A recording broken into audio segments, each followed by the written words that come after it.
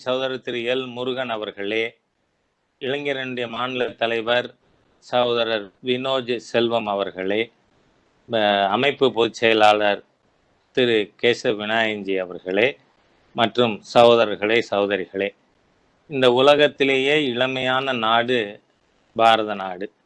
65% மக்கள் 35 வயதிற்கு கீழ் உள்ளவர்கள்.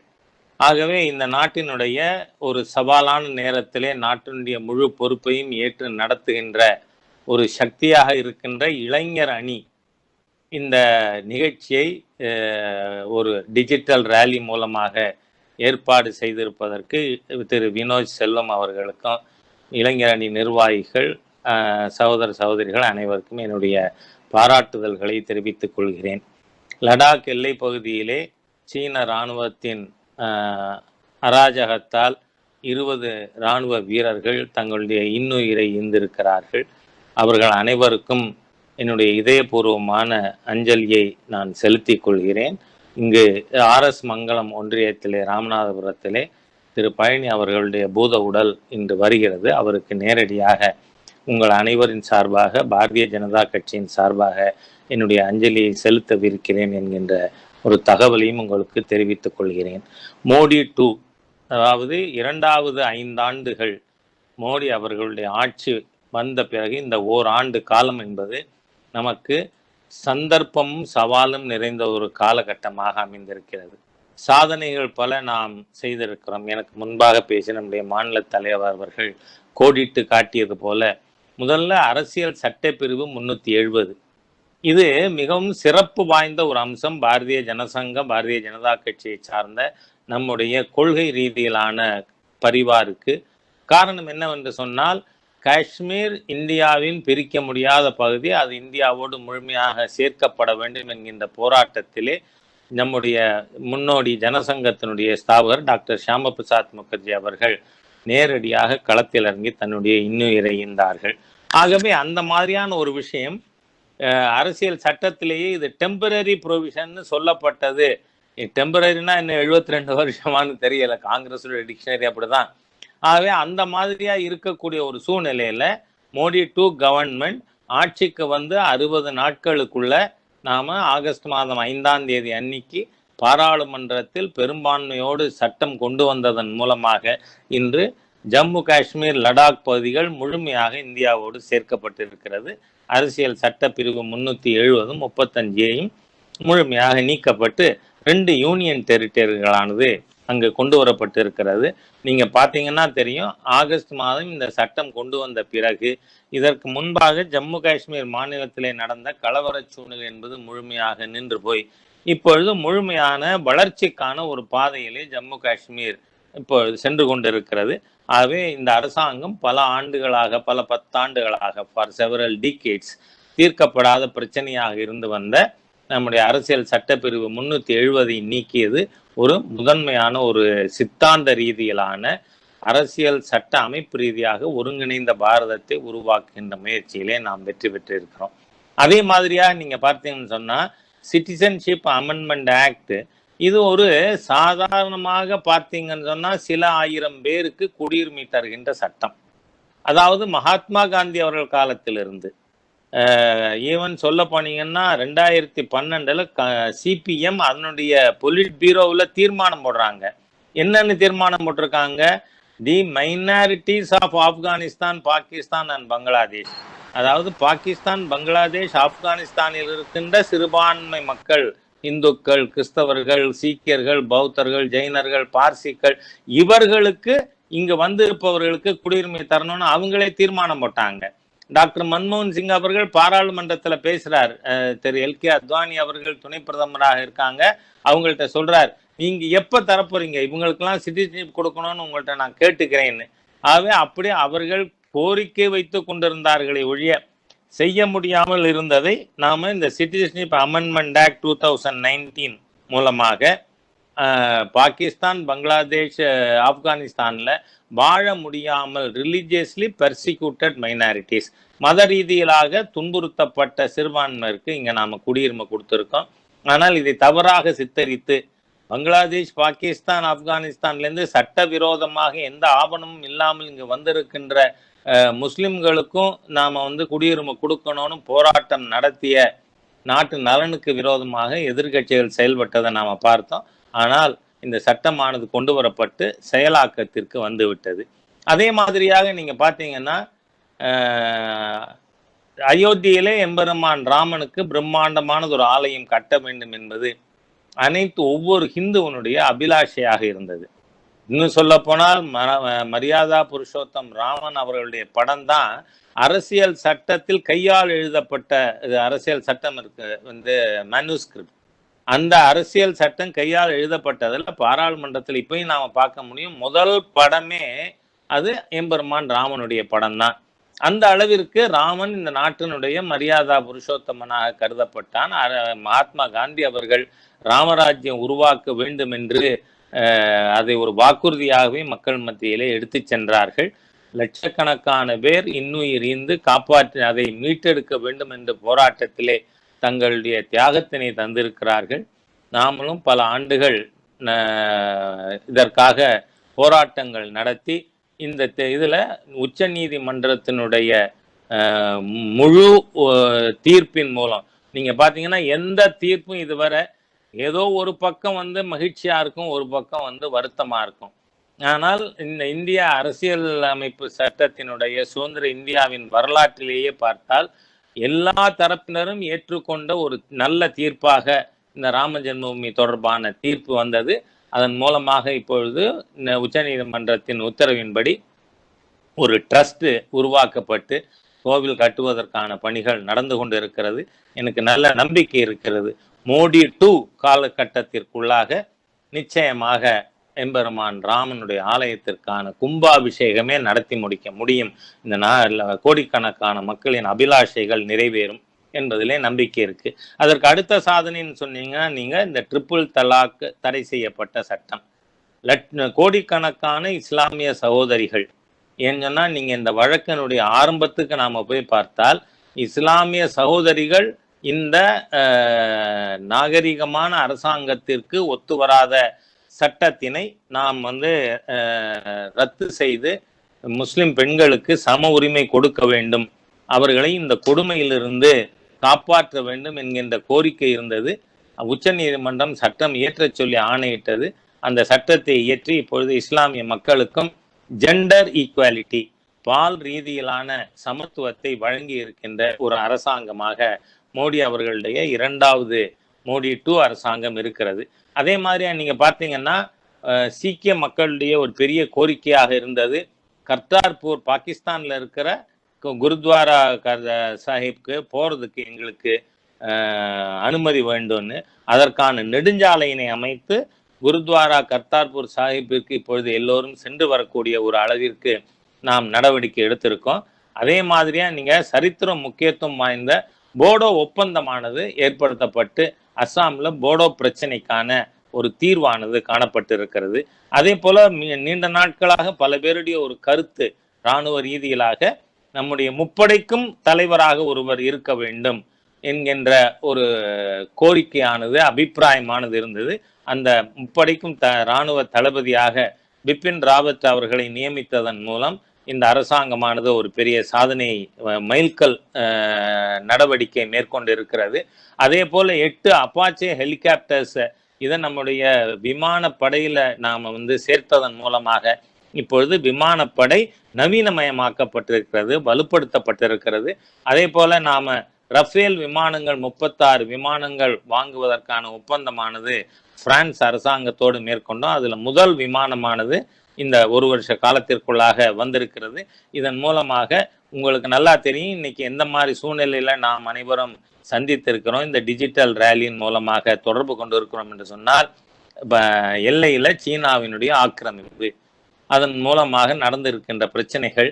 ஆகவே இந்த காலகட்டத்தில் நம்முடைய இராணுவத்தினுடைய முப்படைகளும் குறிப்பாக விமானப்படை பலப்படுத்துவதற்கான அனைத்து நடவடிக்கைகளும் மோடி 2 அரசாங்கத்தின் மூலமாக மேற்கொள்ளப்பட்டு இருக்கிறது.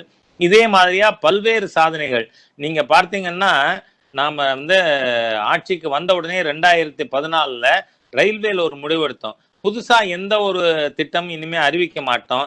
ஏன்னா நூற்றுக்கணக்கான பல திட்டங்கள் முந்தைய அரசாங்கங்கள் அறிவிச்சு செயல்படுத்தாம இருக்கு. அதை பூரா முதல் நிறைவேற்றுவோம்னு நாம சொன்னோம். ஆகவே இதுக்கு முன்னாடி இருந்த அரசாங்கங்கள் எலெக்ஷன் நேரத்துல அடிக்கல் நாட்டுறது மாத்திரம்தான் அவர்களுடைய சாதனையா இருந்தது. ஆனா அந்த மாதிரி இல்லை. நாம இந்த உலகத்திலேயே ஆயுஷ்மான் பாரத் திட்டம் மாதிரியான ஒரு திட்டமானது இல்லை என்பதை வேர்ல்டு ஹெல்த் ஆர்கனைசேஷன் ஒப்புக்கொண்டு இருக்கு.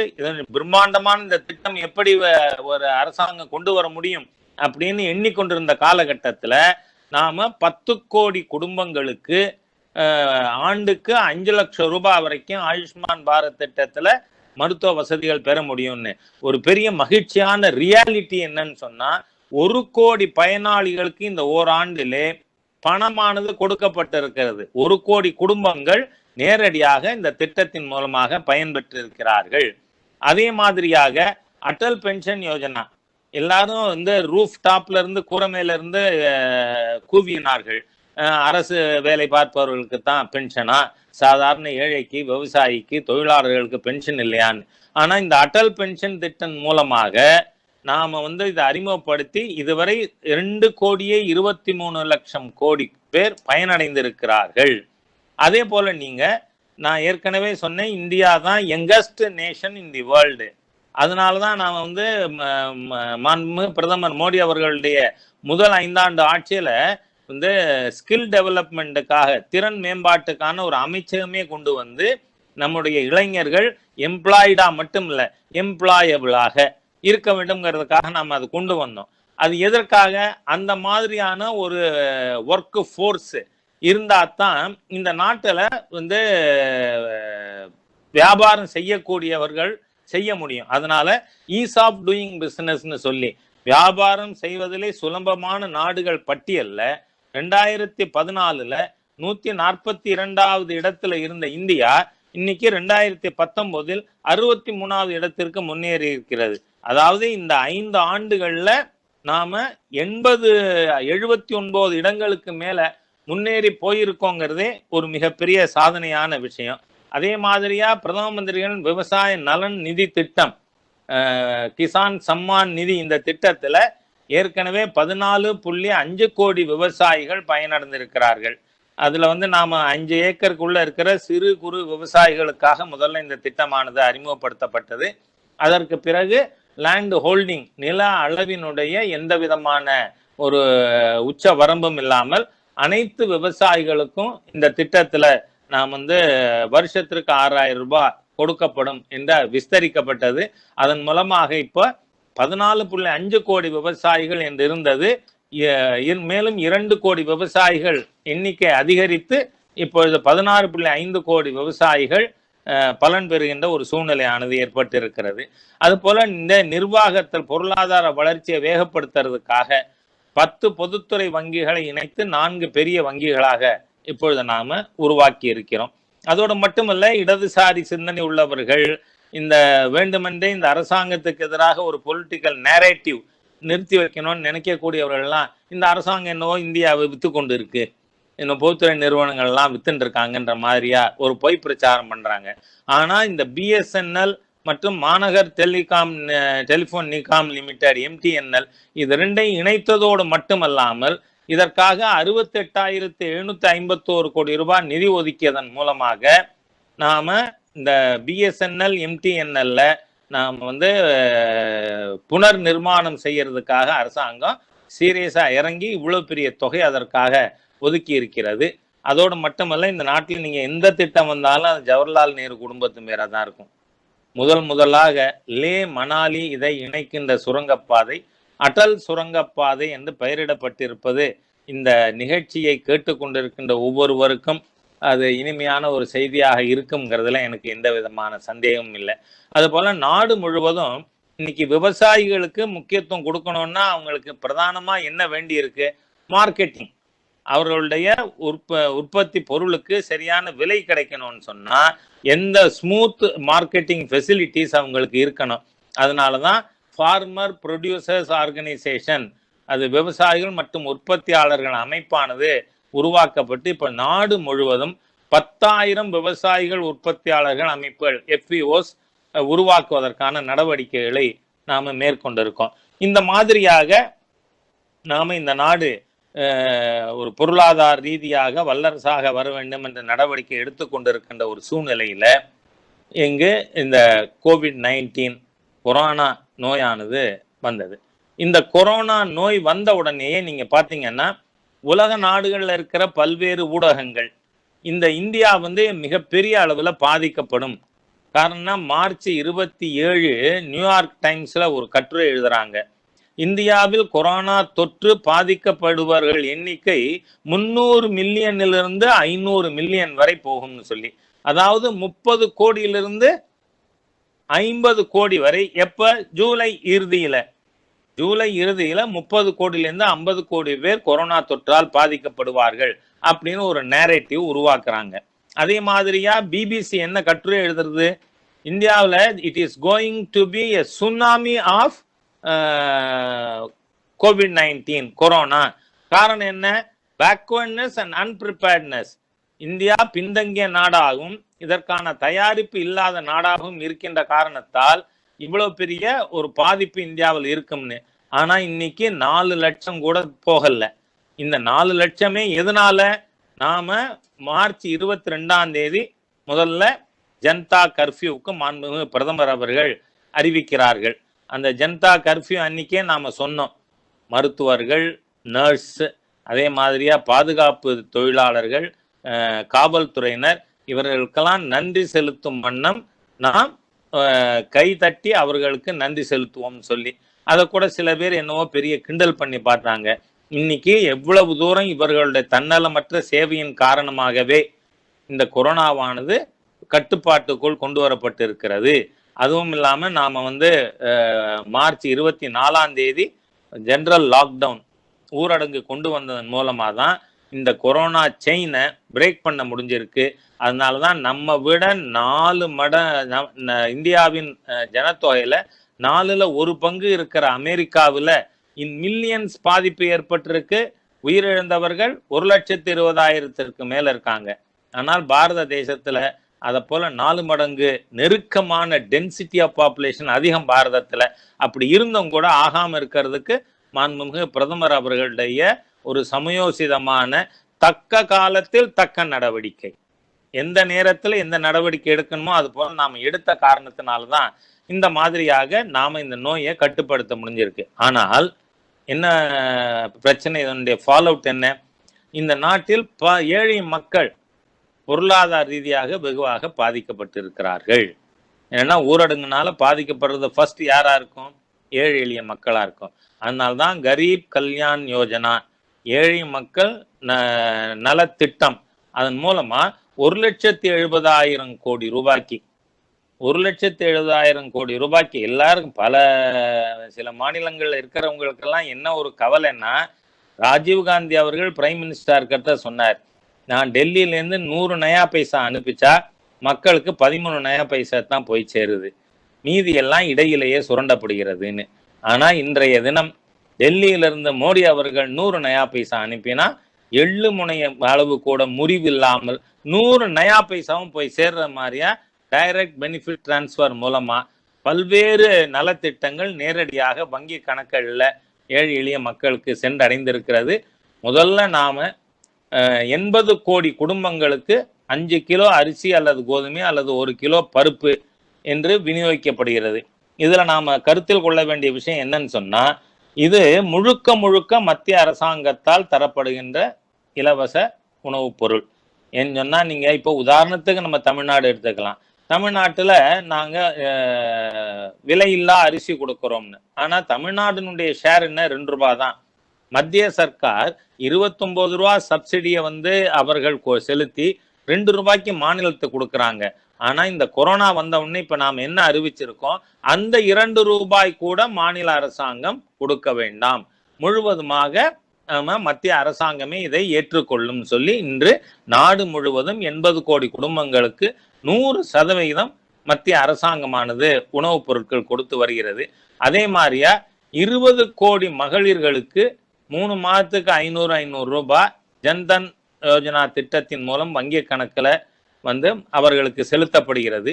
அதே போல நாடு முழுவதும் 1000 ரூபாய் எக்ஸ்கிரேஷியா 3 கோடி முதியோர், விதவைகள், மற்றும் மாற்றுத்திறனாளிகளுடைய கணக்குல நேரடியாக செலுத்தப்பட்டிருக்கிறது. அதுபோல 2000 ரூபாய் விவசாயிகளுக்கு 6000 ரூபாயில 2000 ரூபாய் உடனடியா இப்பொழுது 8.7 கோடி விவசாயிகளுக்கு 8,70,00,000 விவசாயிகளுக்கு நமக்கு வங்கியில நேரடியா செலுத்தப்பட்டிருக்கு. அது மாத்திரமல்ல, கட்டுமான தொழிலாளர்களுக்கு 3000 ரூபாய் நிதி கொடுக்கப்பட்டிருக்கு. இது 2.3 கோடி கட்டுமான தொழிலாளர்களுக்கு இந்த உதவித்தொகையானது நேரடியாக அவர்களுடைய வங்கி கணக்கிலே செலுத்தப்பட்டிருக்கிறது.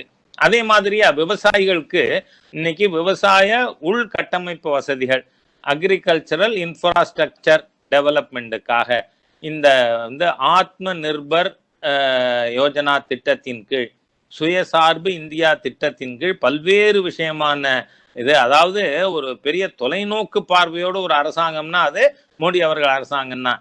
ஏனென்றால் உலக நாடுகள், இங்க இருக்கின்ற எதிர்கட்சிகள் என்ன எதிர்பார்த்தார்கள்?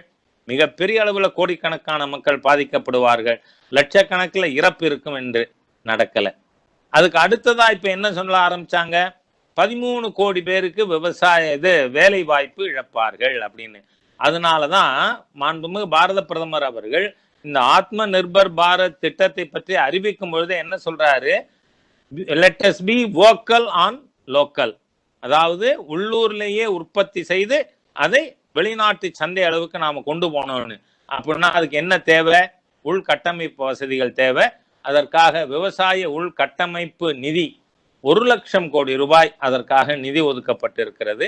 அதோடு மட்டுமில்ல, இந்த விவசாய பொருட்களுக்கு உங்களுக்கு சரியான விலை கிடைக்கணும்னா வேல்யூ அடிஷன் செஞ்சு அதை விற்கிறதா இருந்தா தான் விவசாயிகளுக்கு பலன் கிடைக்கும். அதனால மைக்ரோ ஃபுட் என்டர்பிரைசஸ், சிறிய உணவுப் பொருள் உற்பத்திக்காக அந்த புதிய கம்பெனிகள் உருவாக்குவதற்காக, இதுதான் இளைஞர்கள் கவனிக்கணும். நாம இன்றைய தினம் இந்த எல்லா திட்டங்களும், அதுல மிக மகிழ்ச்சியான விஷயம், நம்முடைய மாநில தலைவர் அவர்களுக்கு என்னுடைய பாராட்டுதல்கள், நன்றிகள்.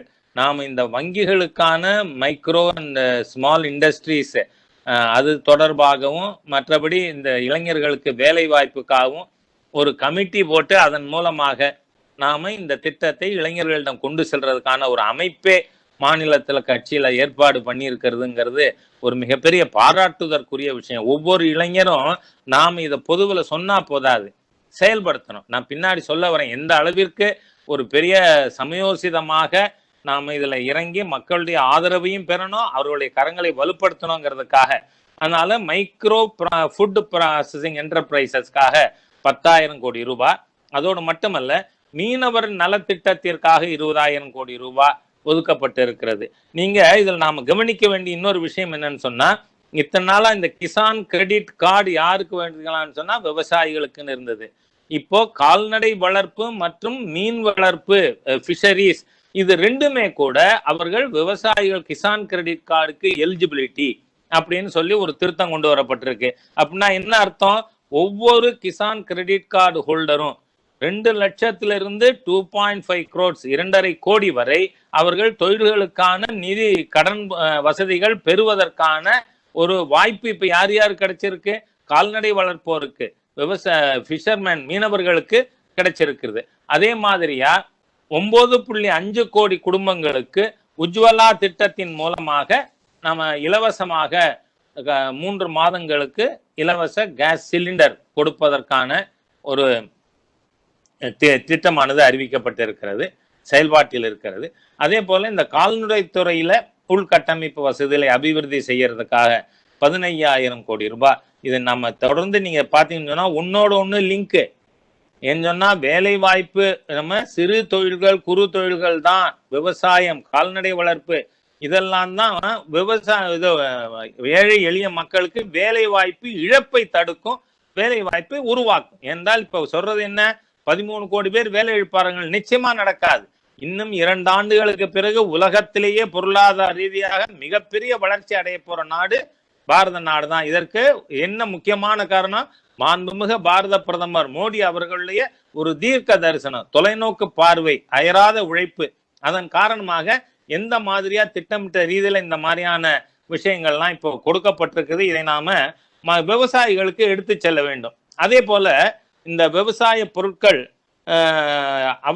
அத்தியாவசிய பொருட்கள் சட்டத்திலிருந்து சில பொருட்கள் விதிவிலக்கு கொடுக்குன்னு சொன்ன உடனே இது வந்து விவசாயிகளுக்கு விரோதமானது அப்படின்னு பேச ஆரம்பிக்கிறாங்க. இல்ல, இப்ப நீங்க இந்த வந்து உணவுப் பொருட்களுக்கு வெங்காயத்துக்கோ பூண்டுக்கோ இந்த மாதிரியான பொருள்களுக்கெல்லாம் நீங்க அத்தியாவசிய பொருட்கள் சட்டத்திலிருந்து விலக்கு கொடுத்தால் வியாபாரிகள் சந்தையில போட்டி போட்டு பொருட்கள் வாங்குவார்கள். ஆகவே விவசாயிகளுக்கு நல்ல விலை கிடைக்குங்கிறதுக்காக தான் நாம் இதை கொண்டு வந்திருக்கோம். அதே போல சிறு குறு மற்றும் நடுத்தர தொழில்கள், micro small and medium industries, MSME, இந்த தொழில்களுக்கு 3 லட்சம் கோடி ஒர்க்கிங் கேபிட்டல் வசதியை அதிகரிப்பதற்காக இப்பொழுது ஒதுக்கப்பட்டிருக்கு. இது நீங்க பாத்தீங்கன்னா பேங்க்ல இருந்து அந்த சிறு குறு தொழிலுடைய முதலாளிகளுக்கு போன் போகுது, உங்களுக்கு 20% ஒர்க்கிங் கேபிட்டல் ஆனது இப்ப நாங்க தர்றோம், நீங்க வர வேண்டியது ஒரு போட்டோ எடுத்துட்டு வாங்க, கையெழுத்து போட்டுட்டு போங்க. கையெழுத்து போட்டுட்டு வீட்டுக்கு போறதுக்குள்ள பாத்தீங்கன்னா பணம் கிரெடிட் ஆயிடுது. ரொம்ப பேர் வந்து அறிவிப்பாங்க நடக்காது அப்படியெல்லாம் பேசினாங்க. இப்போ முதல் 14 நாட்கள் இந்த திட்டம் அறிவித்து முதல் 14 நாட்கள்ல மாத்திரம் இதுவரை 5,46,617 கணக்குகளில் 24,260 கோடி ரூபாய் நிதியானது செலுத்தப்பட்டு விட்டது. அதே மாதிரியா இந்த MSME பொறுத்தவரை சிறு குறு நடு தொழில்களுக்கு வந்து MSME ஃபண்ட் ஆஃப் ஃபண்ட், அதாவது அவங்களுக்கு மூலதனத்திற்கான நிதி தொழில் முனைவோருக்கு கொடுப்பதற்காக 50,000 கோடி ரூபாய் அளவுல ஒரு நிதியமானது உருவாக்கப்பட்டிருக்கிறது. அது மாத்திரமல்ல, இந்த சிறு குறு தொழில்களில் உற்பத்தி செய்யப்பட்ட பொருட்களை அரசு துறைகளிலே பயன்படுத்த வேண்டும் என்பதற்காக 200 கோடிக்கு கீழ் இருக்கின்ற டெண்டர்கள், அரசு நிறுவனங்கள் குளோபல் டெண்டர், உலக அளவுல டெண்டர் கேட்கக்கூடாது அப்படிங்கிறத நாம கொண்டு வந்திருக்கோம். காரணம் என்ன? அப்பதான் இங்க உற்பத்தியார நம்ம லோக்கலா இருந்தாக்க அது வந்து இன்டர்நேஷனல் இது வரைக்கும் போக முடியும். அதற்காக அவர்களுக்கு ஊக்கமளிப்பதற்காக 200 கோடி ரூபாய் வரை இருக்கிறதுக்கு குளோபல் டெண்டர் கூடாது அப்படின்னு நாம சொல்லியிருக்கோம். அதே மாதிரியா விவசாயிகள் சிறு குறு தொழில்கள் செய்பவர்களுக்கான மற்றொரு ஊக்கத்தொகையா நாம ஏற்கனவே முத்ரா கடன் திட்டம் என்று கொண்டு வந்ததே எதுக்காக? டிமானிட்டைசேஷனுக்கு பிறகு மக்கள் கையில பணம் இருந்தால்தான் டிமாண்டு வேணும். ஏன்னா இன்னைக்கு நாம ஃபேஸ் பண்ணக்கூடிய ப்ராப்ளம் ப்ரொடக்ஷன் சைடு ப்ராப்ளம் கிடையாது, பொருளாதார ரீதியா நம்ம டிமாண்ட் சைடு ப்ராப்ளம் நமக்கு இருக்கு. அதனால அந்த டிமாண்ட் சைடு ப்ராப்ளத்தை நாம நிறுத்தணும்னு சொன்னால், அதில் மாறுதல் கொண்டு வரணும்னு சொன்னா மக்கள் கையில் புழக்கம் இருக்கணுங்கிறதுக்காக தான் நாம வந்து இந்த முத்ரா வங்கி கடன் திட்டமே கொண்டு வந்தோம். அந்த திட்டத்துல சிசு கடன் வாங்கி இருப்பவர்களுக்கு அவர்கள் காலத்தில் தவணை செலுத்தினால் 2% வட்டி குறைத்து கொள்ளப்படும், இன்ட்ரெஸ்ட் சப்வென்ஷன் 2%. அதே மாதிரியா நான் ஏற்கனவே குறிப்பிட்டது மாதிரி கிசான் கடன் அட்டை வைத்திருப்பவர்களுக்கு 2 லட்சம் முதல் 2.5 கோடி வரை குறைந்த வட்டியில் கடன் பெறும் திட்டமானது வழங்கப்பட்டிருக்கிறது. அதே மாதிரி இப்ப நிலக்கரி சுரங்கங்கள் பொறுத்தவரை முன்ன வந்து கோல் பிளாக் அலோகேஷன்ல காங்கிரஸ் சர்க்கார்ல வந்து ஃப்ரீயா கொடுத்தாங்க. வந்து காங்கிரஸ் கட்சிக்கு வந்து சுஷ்மாஜி அவர்கள் பார்லிமெண்ட்ல சொன்ன மாதிரி மோட்டா மால் காங்கிரஸ் கோ தே தியா தோ யஹாं பர் யே மில் ஜாயேகா லைசன்சிங், அந்த மாதிரியா இருந்த ஒரு சூழ்நிலையில இப்ப நாம நிலக்கரி சுரங்கங்கள் பயன்பாட்டுல வெளிப்படைத்தன்மையும் போட்டியும் உருவாக்குகின்ற வகையில் அது இட் இஸ் கமர்ஷியலைஸ்டு, வணிகமயமாக்கப்பட்டிருக்கிறது. அதே மாதிரியா இராணுவ தளவாடங்கள் உற்பத்தியில உள்ளூரில் உற்பத்தி செய்து தன்னிறைவு அடைய வேண்டுவதற்கான திட்டங்கள் கொண்டு வரப்பட்டிருக்கிறது. கிராமப்புற வேலைகள் எளிய மக்களுக்கான வேலை வாய்ப்பை பெருக்கிறதுக்காக ஏற்கனவே இருந்த ஊரக வேலை வாய்ப்பு உறுதியளிப்பு திட்டம் மன்ரேகா, தமிழ்நாட்டில் சொன்னா கம்மா விட்டும்பாங்க, அந்த திட்டத்திற்காக பட்ஜெட்ல நாம பிப்ரவரி 1ஆம் தேதி 60,000 கோடி அறிவித்திருந்தோம். அந்த 60,000 கோடி 1 லட்சம் கோடியாக நாம் இப்போ உயர்த்தி அறிவித்திருக்கோம். அதற்கடுத்து நாம் எதிர்கொண்டு வர்ற மற்றும் ஒரு பிரச்சனையாக இருப்பது இந்த மைக்ரண்ட் லேபரர்ஸ் ப்ராப்ளம். ஏற்கனவே நம்முடைய மரியாதைக்குரிய மாநில தலைவர் அவர்கள் கூட இந்த ஃபீட் தி நீடி ப்ரோக்ராம்ல நாம மைக்ரண்ட் லேபரர்ஸுக்கு எப்படி உதவிகள் செய்து வந்தோம் என்பதை பற்றி குறிப்பிட்டார்கள். இப்போ நாம வந்து மார்ச் 22 ஒரு நாள் ஜனதா கர்ஃப்யூ, மக்கள் ஊரடங்கு, அதுக்கப்புறம் 24லேருந்து தொடர்ந்து ஊரடங்கு. இதை நாம் கொண்டு வந்ததன் காரணமாக இங்க இந்த புலம்பெயர்ந்த தொழிலாளர்கள் அவர்கள் தங்கள் வீட்டுக்கு செல்ல வேண்டும், மாநிலத்திற்கு, சொந்த மாநிலத்திற்கு செல்ல வேண்டும் அப்படிங்கக்கூடிய ஒரு அவா. நீங்க பாத்தீங்கன்னா திடீர்னு சடன் ஸ்ட்ரகிள் அப்படின்னு சில என்ஜிஓஸ் இங்க பிளான் பண்ணாங்க. அந்த ஈவன் குஜராத்ல சூரத்லாம் கூட இந்த அர்பன் நக்சல்ஸ் பூ உற்பத்தி பண்ணுகின்ற, காய்கறி உற்பத்தி என்ற விவசாயிகளை தூண்டி விடுறதுக்கான முயற்சி மேற்கொண்டார்கள். அதெல்லாம் அவங்களால வெற்றி பெற முடியல. அதனால இப்ப என்னன்னா, இந்த புலம்பெயர்ந்த தொழிலாளர்களை தூண்டி விடுறதுக்காக நீங்க உங்க ஊருக்கு நடந்து போ அப்படின்னு இந்த சடன் ஸ்ட்ரகிள்னு சொல்லி தூண்டி விடக்கூடிய செயல்பாடுகளில் ஈடுபட்டார்கள். அதே மாதிரியா வெளிநாட்டிலிருந்து இங்க வர வேண்டும் என்று ஆர்வம் கொண்ட இந்தியர்கள், வெளிநாட்டில் இருக்கக்கூடியவர்கள், அவர்களுடைய கோரிக்கை இருந்தது. இதுவரை 72,500 இந்தியர்கள் 30 நாடுகளில் வந்தே பாரத் மற்றும் சமுத்திர சேது திட்டம் மூலமாக தாய்நாட்டிற்கு வந்திருக்கிறார்கள். இதை சொல்றதுன்னா மே 30க்குள்ள, இப்ப இன்னும் அதிகமாக ஆயிருக்கு. அதே மாதிரியா ரயில் மூலமாக, பஸ்கள் மூலமாக அந்தந்த மாநில அரசாங்கங்கள் புலம்பெயர் தொழிலாளர்களை தங்களுடைய பகுதிக்கு அழைத்து செல்வதற்கான முழு ஏற்பாடுகளும் செய்து நடந்து கொண்டிருக்கிறது. அதே போல இன்னைக்கு பாத்தீங்கன்னு சொன்னா நாம ஆத்ம நிர்பர் பாரத் அப்படிங்கக்கூடிய ஒரு திட்டமானது சொல்றோம். இப்ப இது சொல்லோட நிக்கல, நாம செயல் வடிவத்திலும் இதை நாம செய்து கொண்டு இருக்கோம். காரணம் என்னன்னு சொன்னா, இன்றைக்கு பெரிய கோரிக்கையா இருக்கிறது என்ன, நிறைய பேருக்கு டெஸ்ட் பண்ணணும். இந்தியாவில் டெஸ்டிங் கம்மியா இருக்கு, அதன் காரணமாக தான் உங்களுக்கு பாதிக்கப்பட்டவர் எண்ணிக்கை வெளில தெரியல அப்படின்லாம் சொன்னாங்க. இப்போ மோர் தேன் 60 லட்சத்திற்கு மேற்பட்டவர்களுக்கு நாம டெஸ்ட் பண்ணியிருக்கோம். அதோட மட்டுமில்ல, இந்த டெஸ்ட் பண்றதுல எது நமக்கு தடையா இருந்தது? Testing laboratories. காரணம், இந்த பிப்ரவரி மாதத்துல இந்த நாட்டில் டெஸ்டிங் லெபார்டரிங்கிறது இருந்ததே லேபு ஒண்ணுதான். அதிலிருந்து இப்ப நமக்கு 610 லெபார்டரிஸ் நாம டெஸ்டிங் லெபார்டரிஸ் கொண்டு வந்திருக்கோம். அது மாத்திரம் இல்லை, இத டெஸ்டிங்குக்கு என்ன தேவை? ரேபிட் டெஸ்ட் கிட் அல்லது பிசிஆர் டெஸ்ட் கிட். நாம 100% ஒரு டெஸ்ட் கிட்டு கூட இந்தியாவில் உற்பத்தி ஆகவில்லை. இந்த ஜனவரி 30 முதல் கொரோனா தொற்று நோயாளி கேரளாவில் கண்டுபிடிக்கப்பட்ட சமயம் வர நமக்கு ஒரு ரேபிட் டெஸ்ட் கிட்டோ பிசிஆர் டெஸ்ட் கிட்டோ இந்தியாவில் உற்பத்தி ஆகவில்லை. சீனாவிலிருந்து நாம் இறக்குமதி செய்தோம். ஆனால் சீனாவிலிருந்து வந்த 5 லட்சம் டெஸ்ட் கிட்டு சப்ஸ்டாண்டர்ட். நான் நினைக்கிறேன், சீனாக்காரன் அனுப்புனதிலே சப்ஸ்டாண்டர்ட் இல்லாம ஸ்டாண்டர்டா இருக்கிறது இந்த கொரோனா கிருமி மாத்திரம் தான் நினைக்கிறேன். அதனால இந்த டெஸ்ட் கிட்டு சப்ஸ்டாண்டர்டா இருந்ததுனால அந்த இதையே ஒப்பந்தத்தையே ரத்து பண்ணினோம். ரத்து பண்ணது மட்டுமில்ல, அதை இந்தியாவில் உற்பத்தி செய்வதற்காக 30 கம்பெனிகளுக்கு அனுமதி அளிக்கப்பட்டு இப்போ மே மாதத்திலிருந்து மாதந்தோறும் 10 லட்சம் ரேபிட் டெஸ்ட் கிட், 10 லட்சம் பிசிஆர் டெஸ்ட் கிட் உற்பத்தியானது நடந்து கொண்டு இருக்கிறது. ஆக நீங்க பாத்தீங்கன்னா ஒரு 5 மாதத்தில் 1 கோடி டெஸ்ட் கிட்டு தயாராகிடும். அப்ப 130 கோடி மக்களுக்கு டெஸ்ட் பண்ணணும்னா 1 மாசத்துல முடிச்சிடலாமா? ஆகவே மோடி அவர்கள் அரசாங்கம் வெறும்னு பேசி கொண்டிருக்கவில்லை. மோடி 2 கவர்மெண்ட் பாத்தீங்கன்னா மிகப்பெரிய சேலஞ்ச நாம ஒரு சான்ஸா, நமக்கு இருக்கின்ற சவாலை ஒரு சந்தர்ப்பமாக மாற்றி இன்னைக்கு பாத்தீங்கன்னு சொன்னா, இனிமே உலக நாடுகளுக்கு நம்மால டெஸ்ட் கிட்டு ஏற்றுமதி பண்ண முடியும். நம்முடைய தேவையை நாம இலக்கை அடைந்த பிறகு நாம உற்பத்தி பண்றது உலக நாடுகளுக்கு ஏற்றுமதி பண்ணலாம்.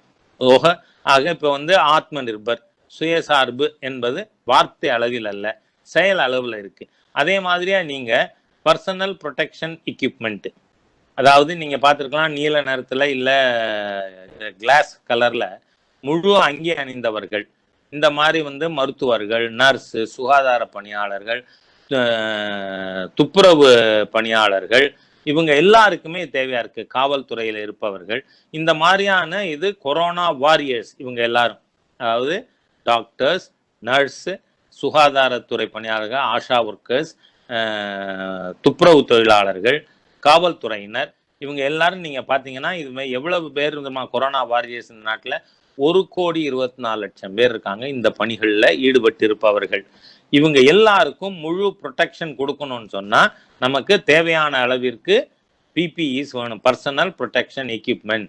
இது பிப்ரவரி 1ஆம் தேதி ஒன்று கூட உற்பத்தி ஆகல. ஆனால் இப்பொழுது உங்களுக்கு மிக்க மகிழ்ச்சிகரமாக மக்களிடம் எடுத்து செல்ல வேண்டிய விஷயம் என்னவென்று சொன்னால், ஒரு நாள் ஒன்றிற்கு 3 லட்சம் பிபிஇஸும், அதே மாதிரி இந்த டாக்டர்ஸ் போட்டுக்கிறாங்கல்ல மாஸ்க், நாம போடுறது வெறும் முகக்கவசம், இது ஃபேஸ் கவர். அதனால இது மருத்துவ பணியில ஈடுபடுறவங்க, இந்த மாதிரியான பணிகள் இருக்கக்கூடியவர்கள், நோயாளியோடு தொடர்புல இருக்கிறவங்க எல்லாம் பயன்படுத்துறதுக்காக N95 மாஸ்க். இதுவும் பிப்ரவரி 1ஆம் தேதி வரை ஒரு நாட்டுல ஒரு யூனிட் கூட இந்த நாட்டுல உற்பத்தி ஆகல. ஆனால் இன்றைக்கு என்ன நிலை தெரியுமா? நாள் ஒன்றுக்கு பிபிஇ போல இந்த மாஸ்க்கும் N95 மாஸ்க்கும் ஒரு நாளைக்கு 3 லட்சம் உற்பத்தி ஆகிறது. அதோடு மட்டுமல்ல, 120 நாடுகளுக்கு நம்ம நாடு மருந்து கொடுத்துட்டு இருக்கோம். நமக்கு கேட்பதற்கு மிக ஆச்சரியமாக, சில சமயம் அதிர்ச்சியாக கூட இருக்கும். நீங்க பாத்தீங்கன்னா மருத்துவத்துறையில் இருப்பவர்களுக்கு நிச்சயமா தெரியும், பேசிக் ட்ரக் அடிப்படையான ஆன்டிபைரட்டிக், அதாவது காய்ச்சல் வந்தா கொடுக்கிற அடிப்படையான மருந்து பாராசிட்டமால். இந்த நாட்டை 200 ஆண்டுக்கு மேல் ஆட்சி செய்த இங்கிலாந்துல பாராசிட்டமாலுக்கு பற்றாக்குறை. அதே மாதிரியாக உலக நாடுகள்ல இந்த கொரோனா தொற்றுக்கு இன்னும் நேரடியான மருந்து கண்டுபிடிக்காவிட்டாலும் இது ஹைட்ராக்சி குளோரோக்வின் மாத்திரை நம்ம நாட்டில் சகஜமா மலேரியா மாத்திரைன்னு சொல்லக்கூடியது. அது 120 நாடுகளுக்கு நாம இந்த மாதிரி மருந்துகளை அனுப்பியிருக்கோம். நீங்க இங்க இருக்கக்கூடிய நாத்திக சக்திகள் பாரத நாட்டினுடைய அருமை பெருமைகளை குறைத்து பேசினால்தான் அந்நிய சக்திகளுக்கு இங்கே உள்ள நுழைய முடியும் அப்படிங்கிறதுக்காக பேசக்கூடியவர்கள், நம்முடைய பண்பாடு கலாச்சாரத்தை இழித்தும் பழித்தும் பேசக்கூடியவர்கள் இருக்கிறார்கள். ஆனா நீங்க பேசில் பிரைம் மினிஸ்டர் என்ன தெரியுமா சொன்னாரு? எப்படி ஆஞ்சநேயர் லக்ஷ்மணனுடைய உயிரை காப்பாற்றுவதற்காக சஞ்சீவி மலையே எடுத்து கொண்டு போனாரோ, அது போல பாரத தேசம் எங்கள் மக்களுடைய உயிரை காப்பாற்றுவதற்காக எங்களுக்கு மருந்து தாருங்கள்னு. எந்த அளவிற்கு பாரத நாட்டை, நம்ம நாட்டினுடைய பெருமை உலக அளவுல மோடி அவர்கள் பிரதமரான பிறகு வளர்ந்திருக்குங்கிறது மட்டும் இல்ல, எல்லாரும் நம்மோட பின்னணி, கலாச்சாரம், பண்பாடு, தொன்மை எல்லாவற்றையும் அவர்கள் கற்றுக்கொண்டிருக்கிறார்கள். அதை அவர்களை மேற்கோள் காட்டுகிறார்கள். அந்த அளவிற்கு நாம 120 நாட்டுக்கு மருந்துகள் கொடுத்திருக்கோம். அது மட்டும் இல்ல, நீங்க இந்த உலகத்திலேயே பாதிப்பு குறைவா இருக்கிறது நாடு பாரத நாடுங்கிறது மட்டும் இல்ல, ஜனத்தொகையோட கம்பேர் பண்ணும் பொழுது மிக குறைவான பாதிப்பு உள்ள நாடுன்னு சொன்னாலும், நம் நாட்டுல ரெக்கவரி ரேட்டு, பாதிக்கப்பட்டவர்கள் குணமாகி திரும்புபவர்கள் நம்ம நாட்டில் 47.8% இருக்கிறது. இப்போ லேட்டஸ்டா 15 முன்னாடி அது 42% இருந்தது. ஆகவே குணமாகி திரும்புபவர்கள் எண்ணிக்கை அதிகமா இருக்கு. அது மாத்திரம் இல்ல, இறப்பு விகிதம், மார்டாலிட்டி ரேட் உலகத்திலே இந்தியாவில தான் மிக குறைவாக இருக்கிறது. ஆகவே பல்வேறு விதங்கள்லையும் எல்லா மானிட்டர்ஸும் நமக்கு என்ன காட்டுதுன்னு சொன்னா, பாரத தேசத்தில் தான் ஒரு கட்டுப்பாட்டுக்குள் இருக்கிறது இந்த கோவிட்-19. அது மட்டும் இல்ல, இங்க இறப்பு எண்ணிக்கை குறைவு, ரெக்கவரி ரேட் அதிகம். அதே மாதிரியா இந்த ஆரோக்கிய சேது, இதையும் WHO மிகப்பெரிய அளவில் பாராட்டி இருக்கு. இந்த ஆரோக்கிய சேத்துவை நாம அந்த ஆப்ல சேர்ந்திருந்தா நம்ம போற பொழுது இந்த தொற்று பாதித்தவர் பக்கத்தில் இருக்கிறாரா என்கின்ற அளவுக்கு நமக்கு இண்டிகேட் பண்ணும். அது ஆகவே இது நமக்கு ஒரு மிகப்பெரிய கவசம். அதனால இந்த ஆரோக்கிய சேத்து திட்டமானது நம்ம அரசாங்கமானது அறிமுகப்படுத்தி இருக்கிறது.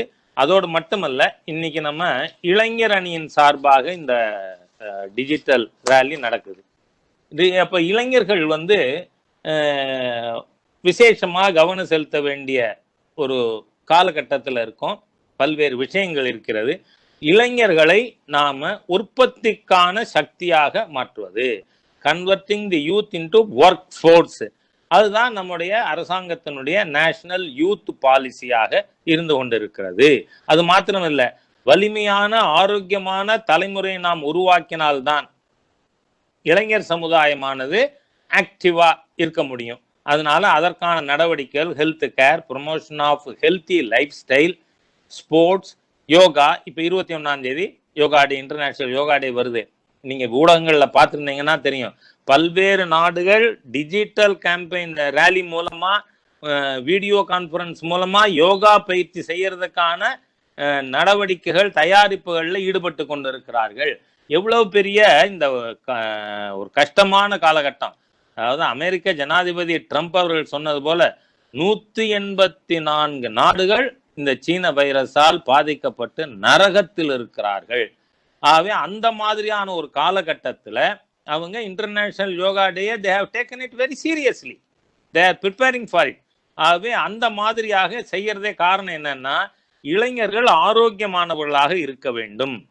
அதோடு மட்டுமல்ல, இளைஞர்களுடைய சமூக சேவையின் மூலமாக சமூக மூல்யங்களை நாம நிலைநிறுத்தணும்.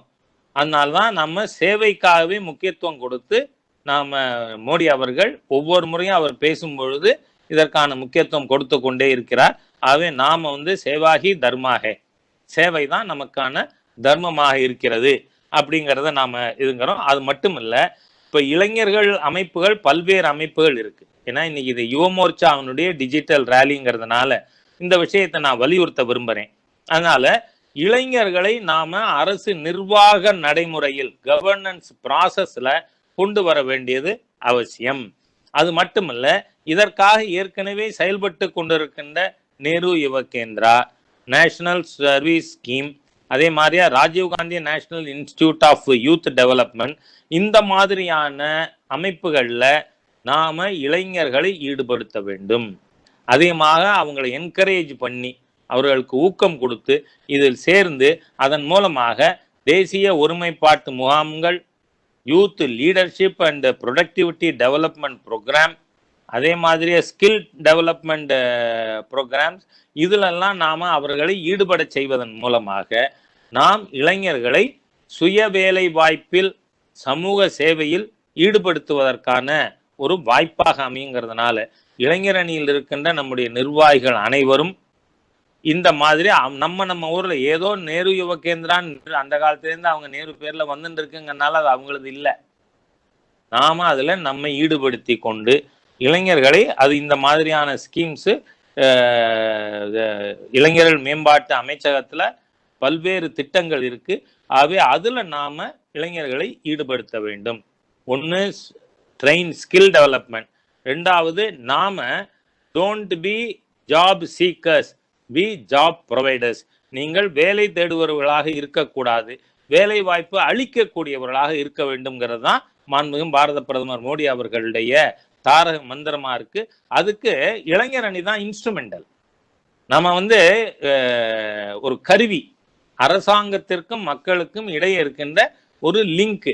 அதனால இளைஞர் அணியினுடைய உறுப்பினர்கள், நிர்வாகிகள், இந்த நிகழ்ச்சியிலே பங்கு பெறுவர்கள் அனைவருமே இளைஞர்களை சமூக ரீதியாக, சேவை ரீதியாக, பொருளாதார ரீதியாக, திறமை ரீதியாக தயார்படுத்துவதற்கான முயற்சியிலே நாம் நம் அனைவரையும் ஈடுபடுத்தி கொள்ள வேண்டும் என்று நான் கேட்டுக்கொள்கிறேன். இப்போ இந்தியாவிலேயே the only active political party BJP. ஏன்னா இந்த மாதிரியா கிராஸ் ரூட் லெவல்ல அகில இந்திய தலைவர் மரியாதைக்குரிய திரு ஜே.பி. நட்டாஜி அவர்கள், அகில இந்திய அமைப்பு பொச்சார் சந்தோஷ்ஜி அவர்கள் 24 மணி நேரமும் இதே சிந்தனை என்னன்னா, கட்சி தலைமைக்கும் கிராஸ் ரூட் ஒர்க்கர் அண்ட் மக்கள் இவங்களுக்கு இடையில எந்த விதமான கேப் இருந்துடக்கூடாது. அதாவது சமூக இடைவெளி, சோஷியல் டிஸ்டன்சிங் இருக்கலாம், ஆனா என்ன இருக்கக்கூடாது, பொலிட்டிக்கல் டிஸ்டன்சிங் இருக்கக்கூடாது. அதுக்காக தான் பல்வேறு நீட்சி இந்த மாதிரி சிஸ்டமேட்டிக்கா செயல்படக்கூடிய ஒரு நல்ல ஆட்சி, ஒரு நல்ல கட்சி தலைமை இருந்து செயல்பட்டு கொண்டிருக்கின்ற நேரத்துல என் அருமை சகோதர சகோதரிகளுக்கு என்னோட வேண்டுகோள், நாம இது எல்லா நிகழ்ச்சிகளும் மக்களிடம் எடுத்து செல்ல வேண்டிய அவசியம் இருக்கிறது. இதில் நாம துடிப்போடு செயல்பட வேண்டிய அவசியம் இருக்கிறது. ஆனால் பாரதிய ஜனதா கட்சிக்கு எப்படி இந்த நிகழ்ச்சிகள் முக்கியமோ அப்படி உங்கள் ஒவ்வொருவருடைய ஆரோக்கியமானது முக்கியம். உங்கள் ஒருவர் கூட சுகவீனப்பட்டு விடக்கூடாது. அது நிச்சயமா அமைப்பை பாதிக்கும். அதனால முகக்கவசம் அணிப்பது, சமூக இடைவெளியோடு செயல்படுவது, கட்சியினுடைய குறிப்புகள், நாம மோடிஜி அவர்களுடைய இந்த ஓராண்டு சாதனைகள், மோடி 2 ஓராண்டு சாதனை 10 கோடி வீடுகள் நாம போகணும்னு சொல்லியிருக்கோம். நம்ம மாநிலத்துல 25 லட்சம் வீடுகள் தொடர்பு கொள்றதுன்னு ஒரு டார்கெட் ஃபிக்ஸ் பண்ணியிருக்காங்க. ஆனா ஆல் இந்தியால குறிப்பே என்ன சொல்லியிருக்காங்க, நம்ம போகும்போது வீடுகளுக்கு மேக்சிமம் ஆஃப் 2 மெம்பர்ஸ். அப்படின்னா என்ன அர்த்தம்? கூட்டமா போகக்கூடாது. நாம நியமங்களை கடைபிடிக்கணும். குவாரண்டைன் சென்டருக்கு போகக்கூடாது, ரெஸ்ட்ரிக்டட் ஏரியா போகக்கூடாது, பப்ளிக் பிளேஸ்ல கூடாது. ஆனா வீடு வீடாக சென்று இந்த மோடி 2 சாதனைகளை நாம் எடுத்து கூறுறதுல இளைஞர் அணிக்கு மிகப்பெரிய பங்கு இருக்கு. அதனால மீண்டும் வலியுறுத்துறேன், இத்தனை பணிகளும் எத்தனை முக்கியமோ அத்தனை முக்கியம் உங்க ஒவ்வொருவருடைய ஆரோக்கியமும். ஆகவே நாம மக்களுக்கு எஜுகேட் பண்ணணும். சானிடைசர், ஃபேஸ் மாஸ்க் பயன்படுத்துறத நாம மக்களுக்கு சொல்லி கொடுக்கணும். நாம அதை அனுசரிக்கணும். அதன் மூலமாக இந்த அரசாங்கத்தினுடைய சாதனைகள் அனைத்தும் ஒவ்வொருவரையும் சென்றடையணும். அரசாங்க திட்டங்கள் மக்கள் பயன்பெறணும். அதுக்கான நடவடிக்கைகள் மேற்கொள்ள வேண்டும் என்று கேட்டுக்கொண்டு, இந்த ஒரு நல்ல நிகழ்ச்சிக்கு திட்டமிட்டு இதை தலைமையேற்று நடத்தி கொண்டிருக்கின்ற மாநில தலைவர் அருமை சகோதரர் திரு எல் முருகன் அவர்களுக்கும், இளைஞர் அணியினுடைய மாநில தலைவர் அருமை தம்பி வினோஜ் பி செல்வம் அவர்களுக்கும், உங்கள் அனைவருக்கும் என்னுடைய மனமார்ந்த நன்றியினை தெரிவித்து வார்த்தைகளை நிறைவு செய்கிறேன். வணக்கம்.